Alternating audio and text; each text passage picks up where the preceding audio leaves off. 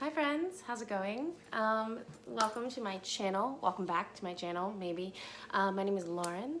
This is my booktube and this is my second video ever. And I apologize if this at any point seems canned. This is the fourth time I've recorded this wrap-up video. I just can't seem to get it right.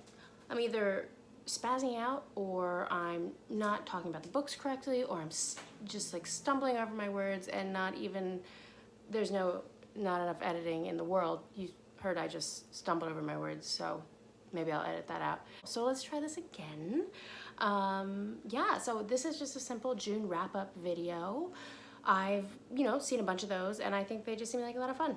So you get an idea of what kind of reader I am, and decide if, maybe this is a copacetic relationship, which I hope it is. So we're just going to get started, and I completed, that's a weird word. I finished 6 books this month. Not my highest number, but nothing to be ashamed of. There's a couple big changes happening in my life, so unfortunately I don't have as much time as I did a couple months ago to really settle in and read. So 4 of them are physical hardbacks and 2 of them are audiobooks. I've just recently delved into the world of audiobooks due to the nature of my life right now. I have a ton of time on the road. I have a lot of actual physical labor work happening, so it kind of helps keep me going if I have something in my ear. And I can't believe it took me this long to find audiobooks. I was just such a snob before. I was just determined to, it's not a book if I can't touch it. One of those. Anyway, so let's get going, shall we? So the first book I read this month was There by Tommy Orange. This was actually a book club selection. So I started a book club, I want to say 6 months ago. Of course, with COVID, time is a construct, but I think it was 6 months ago. So There by Tommy Orange. So really quickly, for those that haven't read it, it is told from 12 different voices. And it is about essentially the urban Indian experience. How, Native Americans are existing today. How they exist in cities instead of, a lot of them, cities instead of reservations. So you just, throughout this, you learn how they're connected, what being an Indian in the modern times means to them, if they're accepting their heritage, if they're sort of denying it, if they're trying to find it. So I personally did not totally love this book. For the sake of the star rating, I give it 3.5. So the thing about this book is Tommy Orange is an absolutely incredible writer. That is without a doubt, hands down. The things he says, I have so many dog-eared pages. So that is not an issue. I personally don't love the 12 different voices. I need the God voice, if you will. For some reason, that's just the kind of reader I am. And I realized that after I read this, I need that hand to just kind of hold me through the story. And I didn't love the ending. That's all I'll say about that, because I don't want to give anything away. But if you've read it, you probably know what I'm talking about. It just seemed a little unbelievable to me, maybe. I'd be interested to know what you think.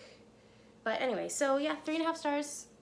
Do read it. It does give, a very interesting perspective. And, you learn about the persecution of Native Americans. And there's so many parallels to what we're going through now. So it is important. Let's have a sip of coffee, shall we? Because I haven't had enough today. That's a lie. It's already 2 o'clock and I'm jazzed up. The second book I read was The Discovery of Witches by Deborah Harkness. This is #1 in a trilogy. It's called the All Souls trilogy. And this is actually a reread for me. I read it for the first time, I want to say in maybe 2015. I was in Rochester, that's where I was living at the time. And I completely I just read it. I think it was essentially in one day. And she's pretty big. But you'll just want to if you're into it. It's definitely a fantasy. So of course, A Discovery of Witches, your 2 main characters are Diana the witch and Matthew the vampire. And throughout the book, you meet them both independently, and then their relationship forms. It starts out, they of course don't really like each other at first, and then inevitably they just come together, and it just becomes, sorry, my kitty is going nuts. It just becomes this grand totally taboo love story, and they have to fight like a covenant, and Diana's discovering all her powers, which are like immense. So it's really, really interesting. And what's cool is it kind of teaches you a lot. When I first read it, I thought I kind of just like, it was a good story, but I didn't take anything from it. Like, I thought it was kind of cheap, kind of silly. I don't know why I downplayed it so aggressively, but it's good. And it's, you know, you learn about the Middle Ages, you learn about the Knights of Templar, alchemy. Really enjoy, I think the atmosphere she built was, I think it's addictive. There's a little bit of everything in here. So romance, fantasy, mystery, intrigue, and then, you know, just sexy vampire man who, God knows, I am all about those. So Discovery of Witches, I gave it 5 stars because I'm obsessed with it. So the third book was The Association of Small Bombs by Karan Mahajan. Chances are I said that wrong. I apologize. And this was another 3-star for me. Similar to There, I think he's wonderfully talented. Like, that is, again, indisputable. But again, the story I didn't love the story. Well, when I explain it, you understand. So a small bomb goes off in Delhi, India in 1996 in a marketplace. And right off the bat, there's 3 boys, and we lose 2 of them. 2 brothers die, and the survivor, their friend. So the story follows the survivor, and of course, the physical repercussions of the bomb, but also the emotional and the mental, the way it followed him throughout his entire life. You meet the boy's parents, how they deal with the grief, you know, the parents of the surviving boy, and then just the people surrounding. You meet the guy who made the bomb. One boy is a peaceful protester who turns violent because he realizes that peaceful protesting is not getting anything done. Again, the parallels, it's crazy. So it's an in-depth look about what the bombs mean to the men that plant them, the persecution that Muslims feel. It'll give you insight into a culture and into a part of a culture that most people just think is despicable, which it is. Killing people is a terrible thing, awful. It just sort of enlightens you a little bit. I didn't love it, but it's always good for me to, the perspectives, opening up my eyes so I can just be a wiser person, a more worldly person, because that's kind of what reading's for, right? Yeah, so there you go. The fourth book I imbibed was my audiobook. First one I read this month was A Good Marriage by Kimberly McCreight. I think I said her name right too, hopefully. It was, I think, a book of the month, maybe like 3 months ago-ish. I did not choose it. I chose something else. But I remember being intrigued by the concept, so naturally I got it on the audio. I have a couple issues with it. Maybe because it was an audio, I thought that in my opinion, it kind of shines a light on subpar writing. So maybe it's not that poorly written, but maybe hearing it, it felt like it was. You know, if the author uses a certain word over and over again, you catch it. If an author is really jumpy and the book is kind of bing, bing, bing, bing, you catch it. So that's why I gave it 3 stars. I didn't really care about any of the characters, to be honest. I thought they were all a little whiny in their own way. They all just decided to ignore their problems, their huge life problems, and that really bugged me, because if you would even ignore something small, it's gonna catch up to you. I know, I have cavities, I need to go to the dentist. That reminds me, call the dentist, Lauren. And that's not a big, huge one. And these people are dealing with like alcoholism and stalker issues and privacy breaches, and they're just like, okay, I'll figure it out. I don't feel like dealing with it right now because it's really painful. So I know it's a defense mechanism. We all do it. But I just had an issue with it. Yeah, so that's my spiel there. Oh my God, talking makes my mouth so dry. I should be drinking wine. So, the 4th book, in which almost all of you have read, it is probably one of the highest, most widely circulated book right now. I feel like everyone's presenting it, which for good reason. It's fabulous. The Vanishing Half by Britt Bennett. Two twins are born in Mallard. Where is Mallard? It's south, obviously. Yeah. Anyway, so two twins are born and they are very, very, very light-skinned. They're so light-skinned, in fact, that one of the twins, Stella, decides to lead her life as a white woman. She crosses over, as she says. And the other girl, Desiree, chooses to lead her life as a black woman.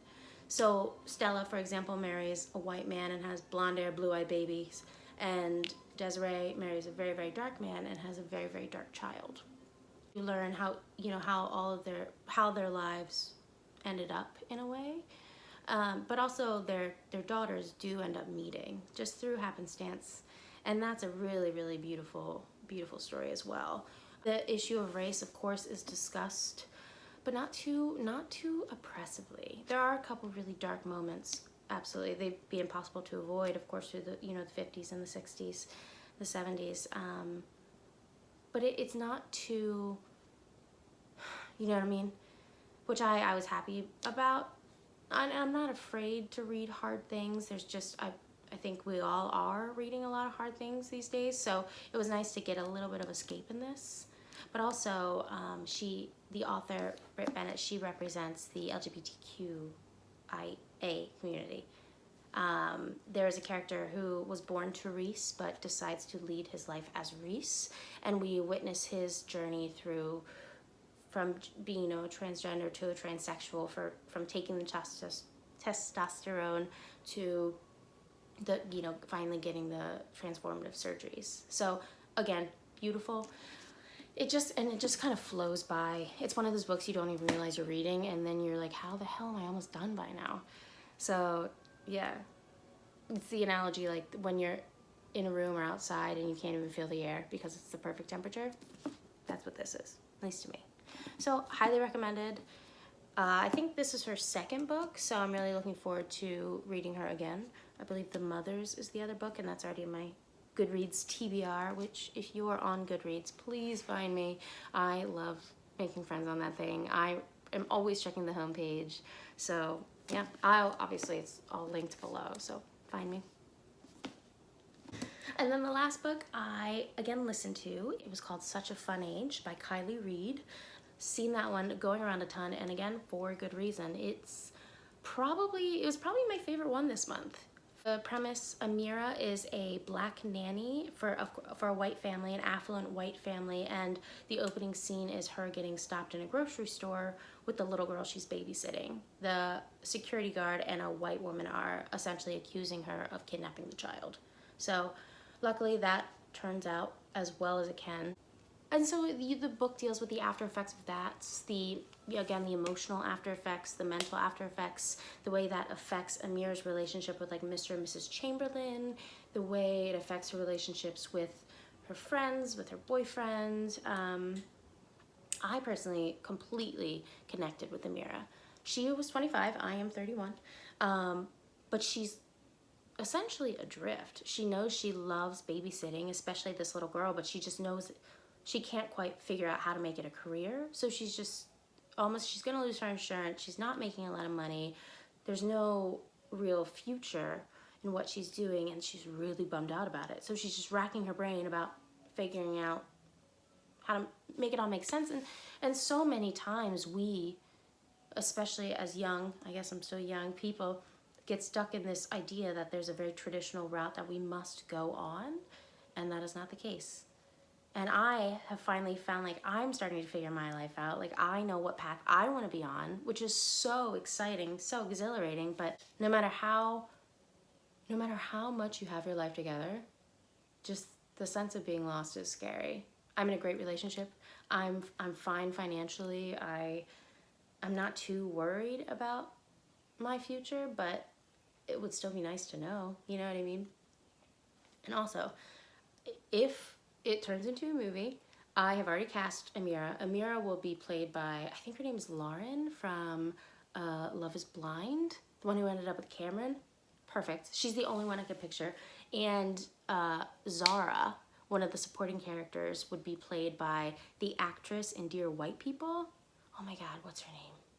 She has the really long braids. She's the best friend. Oh my God, I can't remember her name. But if you've seen the show, you know exactly who I'm talking about. She's phenomenal and she's gorgeous and she'd be perfect in it. But so that being said, the supporting cast was... And as an audiobook, I loved it. I thought the narrator, I believe her name is Nicole Lewis, she did an incredible job. She never put on her voice. She just seamlessly wove her voice in and out of the characters, if that makes sense. So one thing, again, if you've read it, you know, the novel, the author, I should say, clearly sets you up so you know you're going to experience like 2 major oh shit moments. Like just the mic's going to drop and something's going to explode. And I'm sorry, but I loved that. I thought that was a ton of fun. Granted, the situations around them weren't great, but it's, as a reader, you're just like, oh gosh, oh gosh, oh gosh. So I loved that. Yeah. So definitely read it or listen to it. Doesn't matter. Just get it in your library somehow. That's my list, y'all. For the 4th time, I think I did okay. I'm under the norm. I was rambling on for like 30 minutes. I don't know how that happens. Yeah, so currently reading. It was in my last video, my intro video. I'm still working on the new Jim Crow. This will be something I work on for a while. You know, I'm going at it with a highlighter as much as possible, and I'm trying to actually let all the ideas sink in, so I'm not just speed reading through it, because then that's not the point. You know what I mean? So that, and then I have the second, I think I bought this from a thrift store, so the jacket is gone, but it is the second book in the All Souls trilogy. So I'm back with Diana and Matthew. Oh, cute, right? I'm about a third of the way through it. So far it's not as good as the first one, but that's okay, because it's got time and it's still good. So that is it, y'all. Thank you for everyone for checking in with me, for the people that connected with me off my first video. Yeah, I already feel like I've made some, you know, I met some really cool people. Thank you for my friends that have supported me on Facebook and have subscribed. And thanks to my mom. I will see you all around. And let's just keep the ball rolling, man. Let's just keep reading and talking and just, you know, changing the world. So I love you, and I will see you later.